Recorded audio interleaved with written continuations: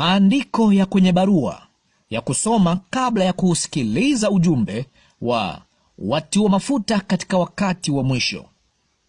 Maandiko: Mathayo mtakatifu sura ya 5 mstari wa 44 hadi wa 45. Lakini mimi nawaambia, wapendeni adui zenu, waombeeni wanaowaudhi, ili mpate kuwa wana wa Baba yenu aliye mbinguni. Maana yeye huwaangazia jua lake waovu na wema, huwanyeshea mvua wenye haki na wasio haki. Mathayo mtakatifu sura ya 7 mstari wa 21. Si kila mtu aniambiaye, Bwana, Bwana, atakayeingia katika ufalme wa mbinguni, bali ni yeye afanyaye mapenzi ya Baba yangu aliye mbinguni. Mathayo mtakatifu sura ya 24 mstari wa 15 hadi wa 28. Basi hapo mtakapoliona chukizo la uharibifu lile lililonenwa na nabii Danieli limesimama katika patakatifu, asomaye na afahamu, ndipo walio katika Uyahudi na wakimbilie milimani, naye aliye juu ya dari asishuke kuvichukua vitu vilivyomo nyumbani mwake, wala aliye shambani asirudi nyuma kuichukua nguo yake. Ole wao wenye mimba na wanyonyeshao siku hizo! Ombeni ili kukimbia kwenu kusiwe wakati wa baridi, wala siku ya Sabato, kwa kuwa wakati huo kutakuwapo dhiki kubwa, ambayo haijatokea namna yake tangu mwanzo wa ulimwengu hata sasa, wala haitakuwapo kamwe. Na kama siku hizo zisingalifupizwa, asingeokoka mtu yeyote, lakini kwa ajili ya wateule zitafupizwa siku hizo. Wakati huo mtu akiwaambia, tazama, Kristo yupo hapa, au yuko kule, msisadiki. Kwa maana watatokea makristo wa uongo na manabii wa uongo, nao watatoa ishara kubwa na maajabu, wapate kuwapoteza kama yamkini hata walio wateule. Tazama, nimekwisha kuwaonya mbele. Basi wakiwaambia, yuko jangwani, msitoke; yumo nyumbani, msisadiki. Kwa maana kama vile umeme utokavyo mashariki ukaonekana hata magharibi, hivyo ndivyo kutakavyokuwa kuja kwake Mwana wa Adamu. Kwa kuwa popote ulipo mzoga, ndipo watakapokusanyika tai. Luka mtakatifu sura ya 17 mstari wa 30. Hivyo ndivyo itakavyokuwa siku ile atakayofunuliwa Mwana wa Adamu. Luka mtakatifu sura ya 18 mstari wa 1 hadi wa 8. Akawaambia mfano ya kwamba imewapasa kumwomba Mungu siku zote, wala wasikate tamaa. Akasema, palikuwa na kadhi katika mji fulani, hamchi Mungu wala hajali watu. Na katika mji huo palikuwa na mwanamke mjane aliyekuwa akimwendeendea akisema, nipatie haki na adui wangu. Naye kwa muda alikataa. Halafu akasema moyoni mwake, ijapokuwa simchi Mungu wala sijali watu, lakini kwa kuwa mjane huyu ananiudhi, nitampatia haki yake, asije akanichosha kwa kunijia daima. Bwana akasema, sikilizeni asemavyo yule kadhi dhalimu. Na Mungu je, hata wapatia haki wateule wake wanaomlilia mchana na usiku, naye ni mvumilivu kwao? Nawaambia, atawapatia haki upesi. Walakini atakapokuja Mwana wa Adamu, je, ataiona imani duniani? Yohana mtakatifu sura ya 14 mstari wa 12. Amin, amin nawaambieni, yeye aniaminie mimi, kazi nizifanyazo mimi yeye naye atazifanya, naam, na kubwa kuliko hizo atafanya, kwa kuwa mimi naenda kwa Baba. Waefeso sura ya 1 mstari wa 5. Kwa kuwa alitangulia kutuchagua ili tufanywe wanawe kwa njia ya Yesu Kristo, sawasawa na uradhi wa mapenzi yake. Timotheo wa pili sura ya 3 mstari wa 1 hadi wa 8. Lakini ufahamu neno hili, ya kuwa siku za mwisho kutakuwako nyakati za hatari. Maana watu watakuwa wenye kujipenda wenyewe, wenye kupenda fedha, wenye kujisifu, wenye kiburi, wenye kutukana, wasiotii wazazi wao, wasio na shukrani, wasio safi, wasiowapenda wakwao, wasiotaka kufanya suluhu, wasingiziaji, wasiojizuia, wakali, wasiopenda mema, wasaliti, wakaidi, wenye kujivuna, wapendao anasa kuliko kumpenda Mungu, wenye mfano wa utauwa, lakini wakikana nguvu zake. Hao nao ujiepushe nao. Kwa maana katika hao wamo wale wajiingizao katika nyumba za watu na kuchukua mateka wanawake wajinga wenye mizigo ya dhambi, waliochukuliwa na tamaa za namna nyingi, wakijifunza siku zote, ila wasiweze kabisa kufikia ujuzi wa kweli. Na kama vile Yane na Yamre walivyopingana na Musa, vivyo hivyo na hawa wanapingana na ile kweli. Ni watu walioharibika akili zao, wamekataliwa kwa mambo ya imani. Waebrania sura ya 6 mstari wa 1 hadi wa 8. Kwa sababu hiyo, tukiacha kuyanena mafundisho ya kwanza ya Kristo, tukaze mwendo ili tuufikilie utimilifu. Tusiweke msingi tena wa kuzitubia kazi zisizo na uhai, na wakuwa na imani kwa Mungu, na wa mafundisho ya mabatizo na kuwekea mikono na kufufuliwa wafu na hukumu ya milele, na hayo tutafanya Mungu akitujalia. Kwa maana hao waliokwisha kupewa nuru na kukionja kipawa cha mbinguni na kufanywa washirika wa Roho Mtakatifu na kulionja neno zuri la Mungu na nguvu za zamani zijazo, wakaanguka baada ya hayo, haiwezekani kuwafanya upya tena hata wakatubu, kwa kuwa wamemsulibisha mwana wa Mungu mara ya pili kwa nafsi zao, na kumfedhei kwa dhahiri. Maana nchi inayoinywa mvua inayoinyeshea mara kwa mara na kuzaa mboga zenye manufaa kwa hao ambao kwa ajili yao yalimwa, ushiriki baraka zitokazo kwa Mungu, bali ikitoa miiba na magugu, ukataliwa na kuwa karibu na laana, ambayo mwisho wake ni kuteketezwa. Waebrania sura ya 11 mstari wa 4. Kwa imani Habili alimtolea Mungu dhabihu iliyo bora kuliko ya Kaini. Kwa hiyo alishuhudiwa kuwa ana haki, Mungu akazishuhudia sadaka zake, na kwa hiyo ijapokuwa amekufa angali akinena. Ufunuo sura ya 10 mstari wa 1 hadi wa 7. Kisha nikaona malaika mwingine mwenye nguvu akishuka kutoka mbinguni, amevikwa wingu na upinde wa mvua juu ya kichwa chake, na uso wake ulikuwa kama jua, na miguu yake kama nguzo za moto. Na katika mkono wake alikuwa na kitabu kidogo kimefunguliwa. Akaweka mguu wake wa kuume juu ya bahari, nao wa kushoto juu ya nchi. Naye akalia kwa sauti kuu kama simba angurumavyo, na alipolia zile ngurumo 7 zikatoa sauti zao. Hata ngurumo 7 zilipotoa sauti zao, nalikuwa tayari kuandika, nami nalisikia sauti kutoka mbinguni ikisema, yatie muhuri maneno hayo yaliyonenwa na hizo ngurumo 7, usiyaandike.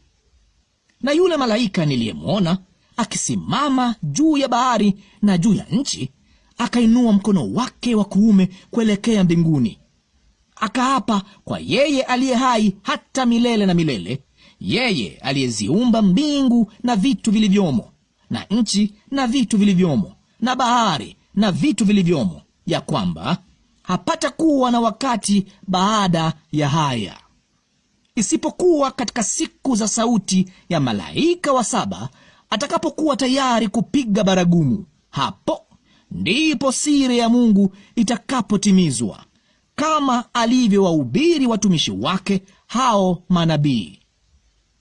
Ufunuo sura ya 16 mstari wa 13 hadi wa 14. Nikaona roho tatu za uchafu zilizofanana na vyura zikitoka katika kinywa cha yule joka, na katika kinywa cha yule mnyama, na katika kinywa cha yule nabii wa uongo. Hizo ndizo roho za mashetani zifanyazo ishara, zitokazo na kuwaendea wafalme wa ulimwengu wote, kuwakusanya kwa vita ya siku ile kuu ya Mungu Mwenyezi. Malaki sura ya 4 mstari wa 5. Angalieni, nitawapelekea Eliya nabii kabla haijaja siku ile ya Bwana iliyokuu na kuogofya. Wafalme wa kwanza sura ya 22 mstari wa 1 hadi wa 28. Wakakaa miaka 3 pasipo vita kati ya Shamu na Israeli. Ikawa mwaka wa 3 Yehoshafati mfalme wa Yuda akamshukia mfalme wa Israeli. Mfalme wa Israeli akawaambia watumishi wake, "Je, hamjui ya kuwa Ramoth Gileadi ni yetu? Nasi tumenyamaza tusiitwae mkononi mwa mfalme wa Shamu?" Akamwambia Yehoshafati, "Je, utakwenda nami tupigane na Ramoth Gileadi?" Yehoshafati akamwambia mfalme wa Israeli, "Mimi ni kama wewe, na watu wangu ni kama watu wako, na farasi zangu ni kama farasi zako." Yehoshafati akamwambia mfalme wa Israeli, "Uulize leo na kusihi kwa neno la Bwana." Ndipo mfalme wa Israeli akawakusanya pamoja manabii kama watu 400. Akawaambia, "Je, niende juu ya Ramoth Gileadi kuupiga vita, au ninyamaze?" Wakasema, "Kwea, kwa kuwa Bwana atautia mkononi mwa mfalme." Lakini Yehoshafati akasema, "Je, hayupo hapa nabii wa Bwana tena, ili tumuulize yeye?" Mfalme wa Israeli akamwambia Yehoshafati, "Yupo mtu mmoja ambaye tungeweza kumuuliza Bwana kwa yeye, yaani Mikaya mwana wa Imla, lakini namchukia kwa sababu hanibashirii mema ila mabaya." Yehoshafati akasema, "La, mfalme asiseme hivi." Ndipo mfalme wa Israeli akamwita akida, akamwambia, "Mlete hima Mikaya mwana wa Imla." Basi mfalme wa Israeli na Yehoshafati mfalme wa Yuda walikuwa wakikaa kila mtu katika kiti chake cha enzi, wamevaa mavazi yao katika sakafu langoni pa Samaria. Na manabii wote wakafanya unabii mbele yao. Na Zedekia mwana wa Kenaana akajifanyia pembe za chuma, akasema, "Bwana asema hivi, kwa hizo utawasukuma Washami hata waharibike." Na manabii wote wakasema hivyo kwa unabii, wakisema, "Kwea Ramoth Gileadi ukafanikiwe, kwa kuwa Bwana atautia mkononi mwa mfalme." Na yule mjumbe aliyekwenda kumwita Mikaya akamwambia, akasema, "Angalia sasa, maneno ya manabii kwa kinywa kimoja husema mema kwa mfalme. Neno lako na liwe na kusihi kama neno la mmojawapo wao, ukaseme mema." Mikaya akasema, "Kama Bwana aishivyo, neno lile Bwana aniambialo ndilo nitakalo linena." Na alipokuja kwa mfalme, mfalme alimwambia, "Je, Mikaya, twende Ramoth Gileadi kupiga vita, au tunyamaze?"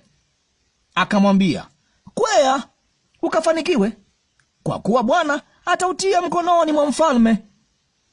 Mfalme akamwambia, "Mara ngapi nikuapishe usiniambie neno ila yaliyo kweli kwa jina la Bwana?" Akasema, Naliwaona Israeli wote wametawanyika milimani kama kondoo wasio na mchungaji. Bwana akasema, hawa hawana bwana, na warudi kila mtu nyumbani kwake kwa amani. Mfalme wa Israeli akamwambia Yehoshafati, je, sikukuambia hata nibashirie mema ila mabaya? Mikaya akasema, sikia basi neno la Bwana. Nalimwona Bwana ameketi katika kiti chake cha enzi, na jeshi lote la mbinguni wamesimama upande wa mkono wake wa kuume na wa kushoto. Bwana akasema, ni nani atakayemdanganya Ahabu ili akwee Ramoth-Gileadi akaanguke? Basi huyu akasema hivi na huyu hivi. Akatoka pepo akasimama mbele za Bwana akasema, mimi nitamdanganya. Bwana akamwambia, jinsi gani? Akasema, nitaondoka na kuwa pepo wa uongo kinywani mwa manabii wake wote. Akasema, utamdanganya na kudiriki pia. Ondoka ukafanye hivyo. Basi angalia, Bwana ametia pepo wa uongo kinywani mwa manabii wako hawa wote, naye Bwana amenena mabaya juu yako. Ndipo akakaribia Zedekia mwana wa Kenaana, akampiga Mikaya kofi la shavu, akasema, Roho ya Bwana alitokaje kwangu ili aseme na wewe? Mikaya akamwambia, angalia, utaona siku ile utakapoingia katika chumba cha ndani ili ujifiche. Mfalme wa Israeli akasema, mchukueni Mikaya mkamrudishe kwa Amoni mkuu wa mji na kwa Yoashi mwana wa mfalme, mkaseme, mfalme asema hivi, mtieni mtu huyu gerezani, mkamlishe kwa chakula cha shida na maji ya shida hata nitakaporudi kwa amani. Mikaya akasema, ukirudi kabisa kwa amani, Bwana hakusema kwa mimi. Akasema, sikieni enyi watu wote. Yeremia sura ya 27 yote na sura ya 28 yote. Mwanzo wa kumiliki kwake Sedekia mwana wa Yosia mfalme wa Yuda, neno hili likamjia Yeremia kutoka kwa Bwana kusema, Bwana ameniambia hivi, jifanyizie vifungo na nira ukajivike shingoni, kisha uvipeleke kwa mfalme wa Edomu na mfalme wa Moabu na mfalme wa wana wa Amoni na mfalme wa Tiro na mfalme wa Sidoni, kwa mikono ya wajumbe watakaofika Yerusalemu kwa Sedekia mfalme wa Yuda. Uagize waende kwa bwana zao na kuwaambia, Bwana wa majeshi, Mungu wa Israeli asema hivi, mtawaambia bwana zenu maneno haya, mimi nimeiumba dunia hii, wanadamu na wanyama walio juu ya uso wa nchi, kwa uwezo wangu mkuu na kwa mkono wangu ulionyooshwa, nami nawapa watu kama inipendezavyo. Na sasa nimetia nchi hizi zote katika mkono wa Nebukadreza mfalme wa Babeli mtumishi wangu, na wanyama wa mwituni pia nimempa wamtumikie, na mataifa yote watamtumikia yeye na mwanawe na mwana wa mwanawe, hata utakapowadia wakati wa nchi yake mwenyewe, ndipo mataifa mengi na wafalme wakuu watamtumikisha yeye. Na itakuwa taifa lile na mfalme yule asiyetaka kumtumikia Nebukadreza huyo mfalme wa Babeli na kutia shingo zao katika nira ya mfalme wa Babeli, mimi nitaliadhibu taifa lile kwa upanga na kwa njaa na kwa tauni, asema Bwana, hata nitakapokuwa nimewaangamiza kwa mkono wake.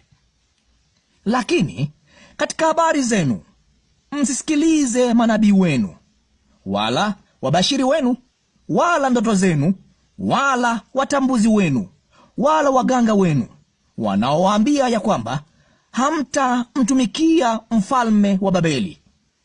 Maana wanawatabiria uongo, ili kuwatoa ninyi mbali na nchi yenu, niwafukuze mkaangamie. bali taifa lile watakaotia shingo zao katika nira ya mfalme wa Babeli na kumtumikia, taifa hilo nitawaacha wakae katika nchi yao wenyewe, asema Bwana, nao watailima na kukaa ndani yake. Nikamwambia Sedekia mfalme wa Yuda kwa mfano wa maneno hayo yote nikisema, tieni shingo zenu katika nira ya mfalme wa Babeli, mkamtumikie yeye na watu wake mpate kuishi. Mbona mnataka kufa, wewe na watu wako, kwa upanga na kwa njaa na kwa tauni, kama Bwana alivyosema katika habari ya taifa lile lisilotaka kumtumikia mfalme wa Babeli? Wala msisikilize maneno ya manabii wawaambiao ninyi ya kwamba hamtamtumikia mfalme wa Babeli, maana wanawatabiria uongo. Kwa maana mimi sikuwatuma, asema Bwana, bali wanatabiri uongo kwa jina langu, nipate kuwatoweni nje mkaangamie, ninyi na manabii hao wanaowatabiria. Pia nalisema na makuhani na watu wote nikisema, Bwana asema hivi, msisikilize maneno ya manabii wenu wanaowatabiria wakisema, tazameni, vyombo vya nyumba ya Bwana baada ya muda kidogo vitaletwa tena toka Babeli, maana wanawatabiria uongo. Msiwasikilize. Mtumikieni mfalme wa Babeli mkaishi, kwani mji huu kufanywa ukiwa. Lakini ikiwa hao ni manabii, na ikiwa neno la Bwana liko kwao, basi na wamwombe Bwana wa majeshi kwamba vyombo vile vilivyosalia katika nyumba ya Bwana na katika nyumba ya mfalme wa Yuda na hapa Yerusalemu visiende Babeli.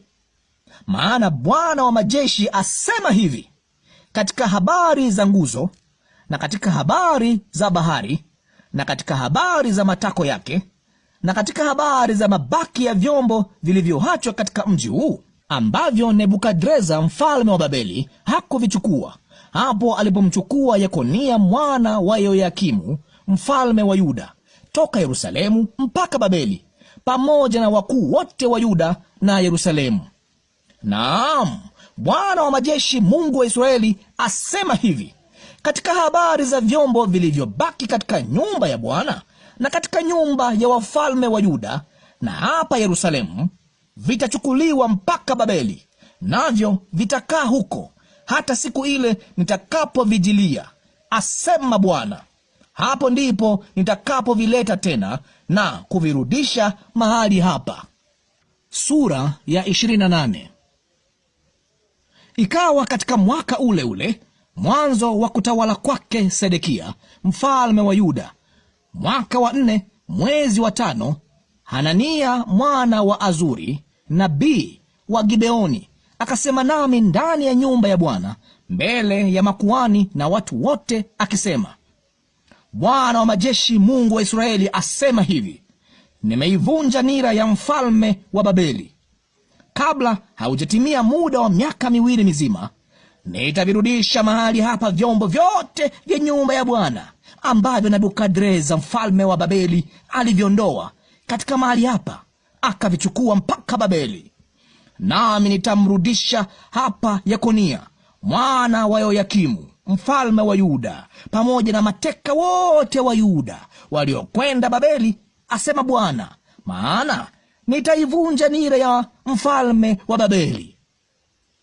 Ndipo nabii Yeremia akamwambia nabii Hanania mbele ya makuhani na mbele ya watu wote waliosimama ndani ya nyumba ya Bwana. Naam, nabii Yeremia akasema, Amina, Bwana na atende hivi. Bwana ayatimize maneno yako uliotabiri, kuvirudisha hapa vyombo vya nyumba ya Bwana na watu wote waliofungwa toka Babeli hata mahali hapa. Lakini sikilizeni sasa neno hili nilisemalo masikioni mwako na masikioni mwa watu wote.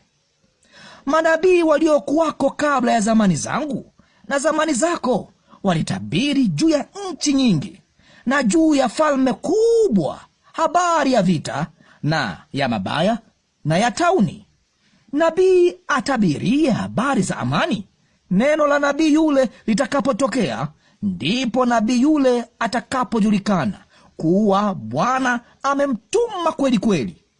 Ndipo nabii Hanania akaitwaa hiyo nira iliyokuwa juu ya shingo ya Yeremia, akaivunja. Naye Hanania akanena mbele ya watu wote akisema, Bwana asema hivi, hivi ndivyo nitakavyoivunja nira ya Nebukadreza mfalme wa Babeli, kabla haujatimia muda wa miaka 2 mizima, na kuiondoa shingoni mwa mataifa yote. Basi nabii Yeremia akaenda zake. Ndipo neno la Bwana likamjia Yeremia baada ya Hanania nabii kuivunja ile nira iliyokuwa juu ya shingo ya Yeremia, kusema, enenda ukamwambie Hanania ukisema, Bwana asema hivi, umezivunja nira za mti, lakini badala yake utafanya nira za chuma. Maana Bwana wa majeshi, Mungu wa Israeli, asema hivi, nimetia nira ya chuma juu ya shingo ya mataifa haya yote, ili wamtumikie Nebukadreza mfalme wa Babeli, nao watamtumikia, nami nimempa wanyama wa nchi pia. Kisha nabii Yeremia akamwambia nabii Hanania, sikia sasa, Hanania, Bwana hakukutuma, lakini unawatumainisha watu hawa maneno ya uongo. Basi Bwana asema hivi, tazama, na kutuma uende zako toka juu ya uso wa nchi. Mwaka huu utakufa, kwa sababu umenena maneno ya uasi juu ya Bwana. Basi nabii Hanania akafa mwaka huo huo, mwezi wa 7.